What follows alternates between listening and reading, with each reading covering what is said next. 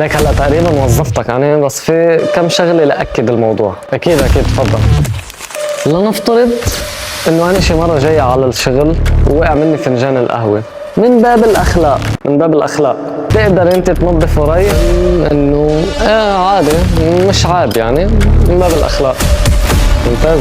طيب لنفترض انه اللحام غاب عن براد اللحم، كان معطل، شو بتعمل؟ لا اذا كان غايب وحرق اكيد بدنا نغسل له، اذا كان غايب عن مرض بدنا نغسل له. لا مش هيك، لا شكلي بدي شيل طلب التوظيف.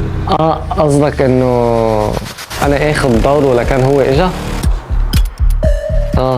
هيك من الاول. طيب اذا ناقص عنا موظفين، هول اللي بيعبوا اكياس، اللي بيوصلوا على السياره، شو ممكن تعمل؟ اكيد ما بنجيب موظفين، اكيد انا بروح باخذ دورهم وبعبي للعالم، لكن انتوا لقيتوا موظفين. صح؟